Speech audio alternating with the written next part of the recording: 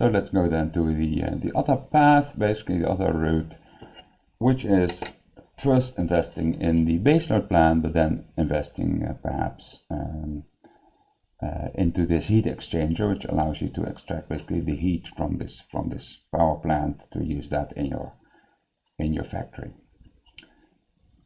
So it's going to work. How are we going to work this model essentially? So we have, in terms of sequence and time, you start with nothing, stage 0. You want to make the investment first in the baseload unit if the cost of gas drops sufficiently much. So there will be some threshold at which you'll be making the first investment, and then again there might be a time at which you want to expand this plant, but now not in terms of capacity, but by adding this heat exchanger. And of course the way in which you're going to sort of analyze is again in the other direction. So we're going to work backward here. So first we look at what do we have when we are in stage 2. So there's no further options there in this path. So we first look at this final stage, and then we consider the investment from stage 1 to getting to this final stage. And that's the option that we have from going to stage 1 to stage 2. And once we know that, we know the total value of stage 1 of the baseload unit, including this option to add this heat exchanger. If we know that, then we can step back once more for the initial investment in the baseload plant, including that option to expand.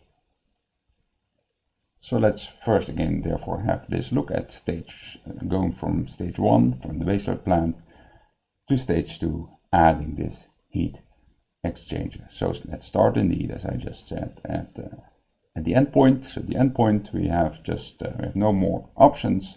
We just have the power production from the baseload plant. That's the first part, so that resembles a lot what we already had, so I don't have to spend too much time on that, I presume. And secondly, we get a new thing, and the new thing is, we get actually the value of this heat production. So why is this value? Well, this value here is compared to what we would have instead. So if we didn't have this heat exchanger, we would have to burn gas an amount QH times the cost of gas C. And this is going to be a growing perpetuity, so R minus alpha is here in the denominator, in order to heat up our plant or to heat up our greenhouse or whatever we have in a different way. If instead we buy this heat exchanger, we don't have to sort of burn additional gas to produce hot water. So that value is actually gained by buying this heat exchanger. There's going to be a cost to buying that heat exchanger, and that cost will be IH. So you see that actually sitting over here. So this is the endpoint that you have. So it's the value of electricity plus the value of the heat production that we don't have to produce in another way anymore. And then we ask, once we are in stage 1, so when we only have the baseload plant, what will be an optimal moment at which we will make this investment to add this heat exchanger and to get this total final value? Well, in this case, when will this become more attractive? Well, the higher actually the cost C that you can see, and the higher C, the higher the value of having this heat exchanger, because it allows you essentially not to have to spend all this money on gas to heat your water in a different way. So the larger C, the more attractive it's going to be to use this remaining heat from your power production process to also use this in an efficient way to heat up your water, rather than buying additional gas to also heat up your water. So the larger C, so we have a baseload plant, the larger the cost of gas is getting, the more attractive it's going to be to make this investment. So particularly, what does that translate into? Well, if C is high enough, we will certainly make this investment. So as long as C is below some threshold value, we'll be waiting. Well, when shall we make this investment into the heat exchanger? As soon as C gets high enough above some threshold value, which we have to compute, we'll call it CH here, we'll actually make the investment and we'll get this value of the total works, including the heat exchanger and the cost IH of investing into that heat exchanger.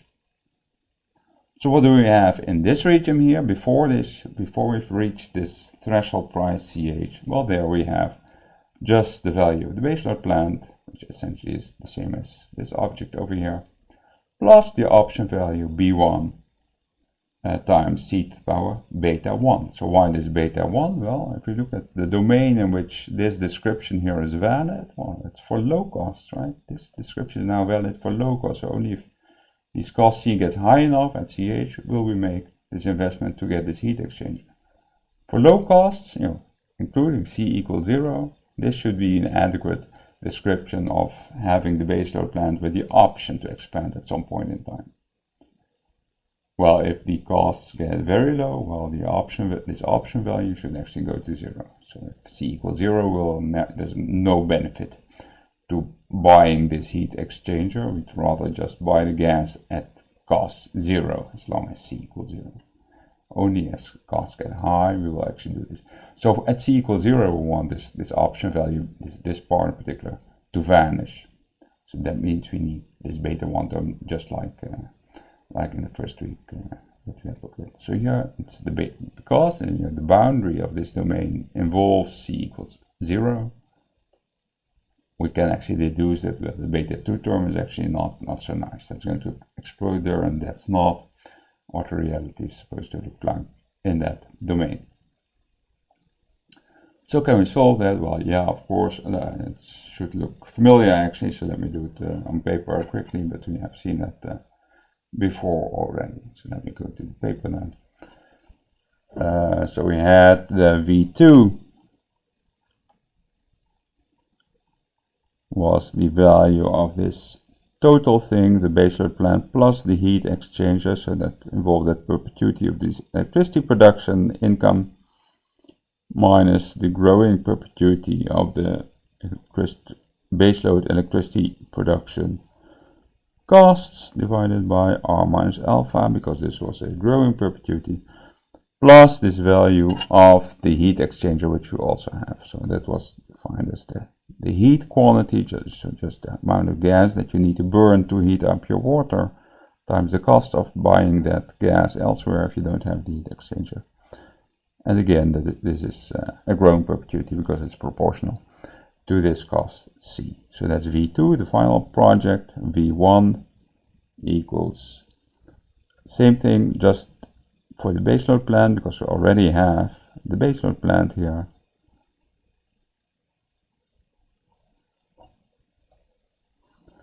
But now instead of having this heat exchanger, we only have the option value of buying that heat exchanger sometime in the future. So this was V1, so we work out this value matching here. So what I'm going to do now is actually ignore these terms, because they're the same in both sides, and so they're going to cancel both sides in either the value matching or the smooth pasting equations. So on the left hand side, we would have the option value here, I guess.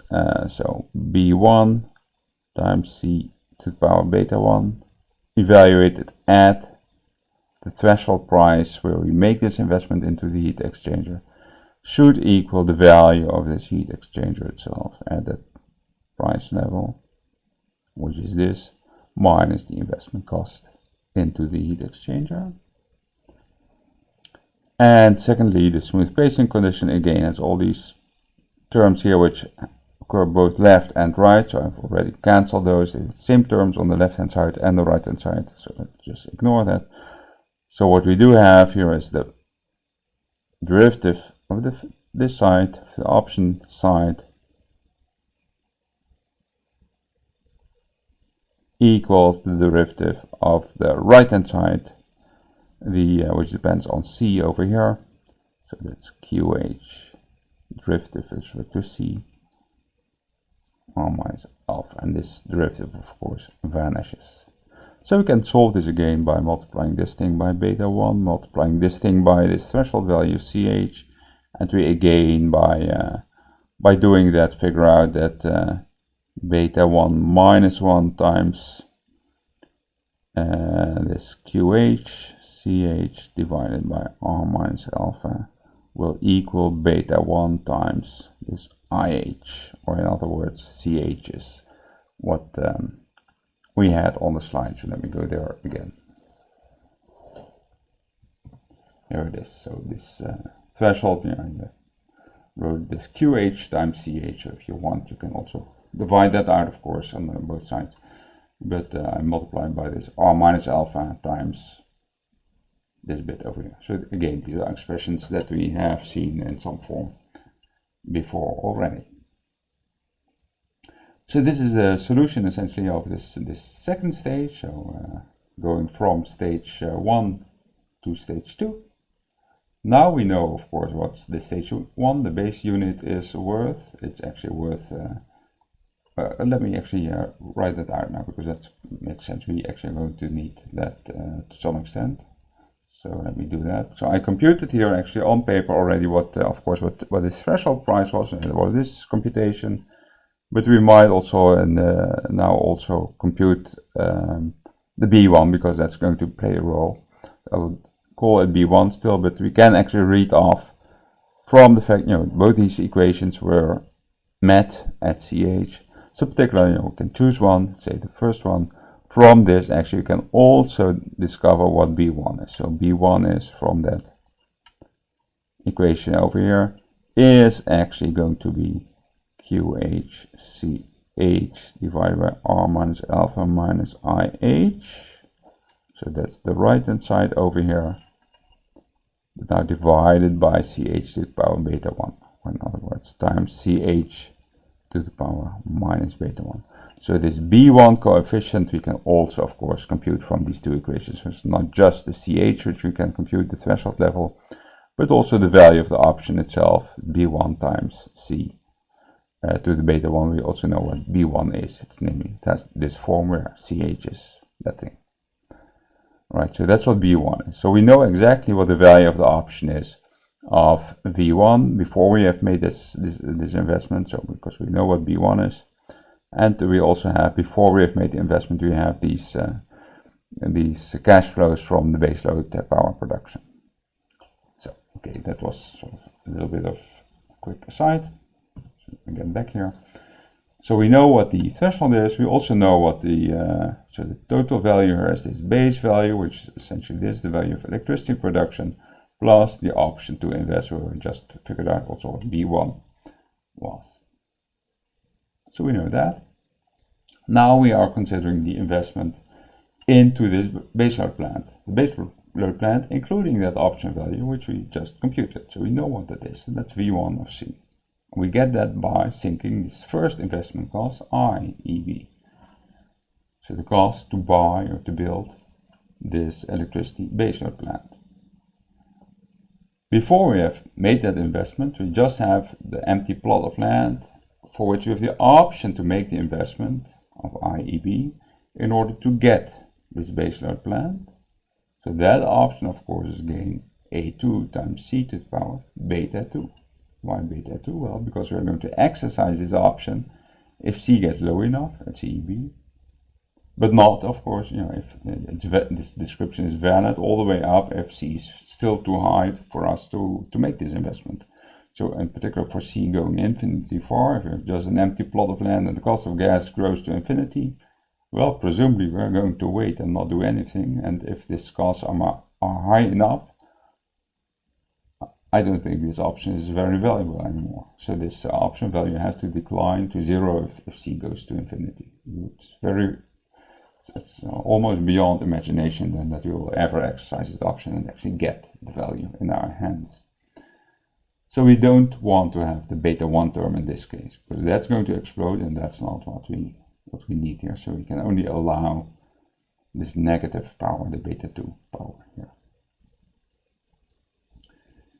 So that fixes, that's one boundary condition, so C goes to infinity. The other boundary condition, of course, involves value matching and smooth pasting at CEB. So let me do that again. On paper, we want to value match and smooth paste to the value of this option that we just computed of the value of this baseload plant, including that option to expand.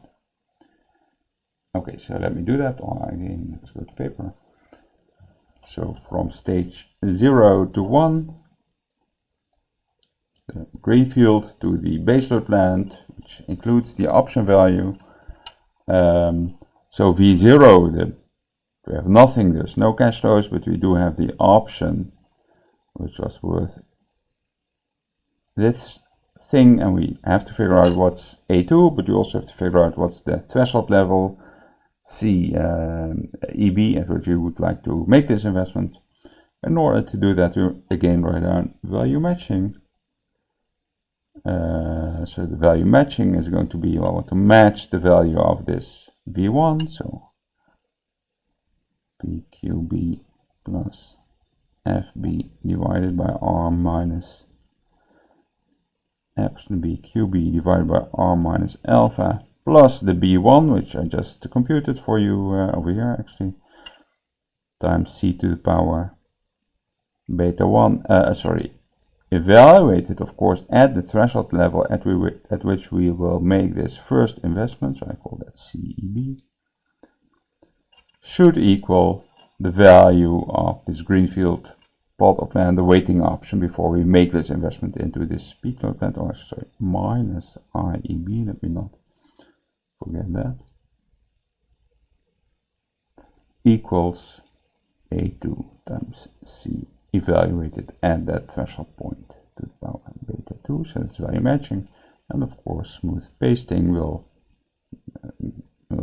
involve the derivatives, so it's minus epsilon B QB divided by R minus alpha plus now beta 1 B1 C to the power beta 1 minus 1. This thing then vanishes, equals beta 2, because this thing depends on C to the power beta 2, so taking the derivative brings down the beta 2, times this A2 that we do not know, times C EB to the power beta 2 minus 1. So again, so what's the stuff that we want to know? We know what B1 is, right? So I already computed that before, but we do not yet know what A2 is.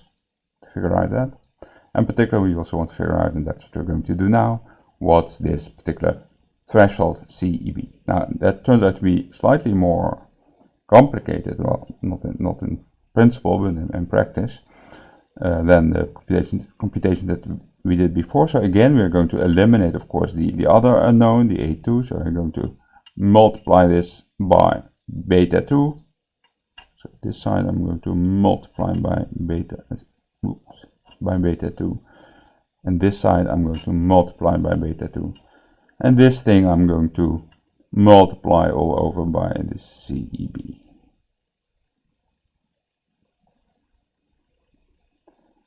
So that's nice in the sense that, you know, this term now vanishes, so it's the same as this term, so we can use that to eliminate A2.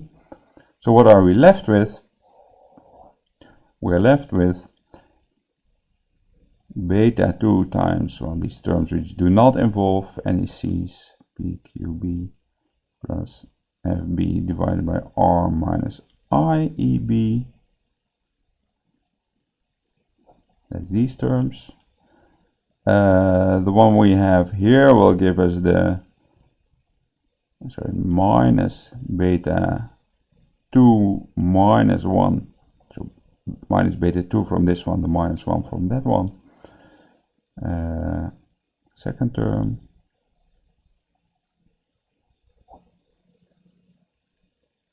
And now for this final term, so this also now stays here, because here we have beta 2 times that object over here. And here we're subtracting beta 1 times that object over here, so there's left here with plus beta 2 minus beta 1 actually. This object B1, which we know, this value, times CEB to the power beta 1 equals 0. So this is again an equation for CEB, but now it's sort of slightly more difficult equation. This is just a number, right? All these things are just parameters, numbers. Here we have CEB to the power 1 times, you know, some other number. But here we also have again the CEB now to the power beta 1, which might be any number bigger than 1 actually, times this beta 2 minus beta 1 times B1, which again are numbers. So we have a sort of slightly more complicated equation involving also this power function. Except for very particular values, we cannot actually solve that analytically, but we can actually do that numerically. So that's what we are now left with. So let's go back to the slide then. So we have this equation that we have to solve numerically, and I did that here for you. So here we see again these option values again corrected by or adapted by subtracting this final value v2 there to bring out the difference between these lines a bit more clearly. So particularly this first line, this dashed line, is the value of the greenfield option, the option for waiting. If we wait long enough until costs for gas have gone down until this level, then we make the investment into the baseload plant, which has a value which is the black line, and the black line involves both the payoffs from the production of electricity, but also the value of the option to invest into this heat exchanger at some later point. When will we do that? Well, if after we have done this first investment, C again starts rising all the way up to here, which is this particular CH, is threshold price at which it will become profitable to also install this heat exchanger. There again we have value matching and smooth pasting to the final dotted red line over there. So that's what we see. So this is again some adaptation of a figure in the paper. So when are we going? So what do these threshold levels look like? So as we saw here, this CH is way above basically CEB. So we invest when the cost drops sufficiently far to hit this CEB. We do the first investment. Then we wait again until costs again rise until this much higher level CH, and that's what's basically happening over here. So this happens for a fairly large sigma, and this large sigma means there's a lot of option value in this heat exchanger. If this sigma, if this volatility goes down, of course this option value in this heat exchanger is going down. And for the particular choice of the parameters in this model, so it's adapted to some real life, calibrated to some real life situation, there comes a point at which actually these two thresholds coincide. So if this option value is too small, well, for sigma below some level over here, actually those two thresholds coincide. So at that point actually it becomes optimal. So if volatility for the gas is not too high, it becomes optimal not to wait. In this case, actually in between these two thresholds coincide, and I will in this case actually immediately make this direct investment all at once. So this again is one of the figures out of this paper.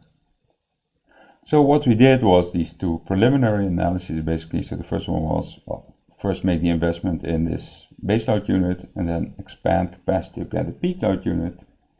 Second thing that we analyze now is I'll first make the investment in the baseload unit and then add the heat exchanger, and we stopped in both cases. But of course we can go on in either case, we can go on to also do the other thing. So if we have first expanded into peak load capacity, we might still at a later point also buy this heat exchanger, and vice versa. If we first have made the heat exchange investment, we might later on also expand our electricity production capacity, ending up in the full stage 4. Well, this turns out to be, it's going to depend a lot on what's going to happen. So there's various routes, essentially, that you can imagine we need to take into account, and that's what SiddiquiMaribu do, but which we're not going to do in detail in this lecture. So it's a little bit of a zoo of different analyses. But one of the pictures that describes this is this one. So it involves, the yellow line or yellowish orange line is the final state. We might get there by starting with nothing, the red line. At some point we start investing in one of the things, perhaps the investment in the baseload plant indeed. Then we might actually go back to the green dotted line to also invest in the peak load capacity, and then only if C grows again to this CH level will we go to the purple dotted line, which is the value including the heat load capacity. So that might be one of these versions of paths. So have a look at that, but not too much, I guess. It's a bit unwieldy, I would say. So let me then right away also finish up the last couple of slides. So far we looked at staged investments, so 2 stages, basically first stage, and then we can expand. You might also be interested in continuous expansion of the project. So if you have a whole generation portfolio, you can keep on expanding, adding new plants to this portfolio. Or if you have a gas pipeline network, you can keep on, as demand for gas is growing, you can keep on sort of expanding your gas pipeline network to also connect the new users of your network. And there is no natural end state here. There's no clear final stage. So what would you do then? So we cannot start at the end because there is no actual end. So in order to sort of figure out how can we deal with a model which is never reaches its end, you can always go on. We'll actually next time we'll have a look at a paper by Pindick, which actually deals with what happens if you can continuously keep on expanding your project. You can keep on expanding your factories, you can keep on expanding your power grid, your gas grid, and there is no endpoint here. What should you do in that case? So that's for next time, essentially. So that's the end for today, and I'll see you in the next video.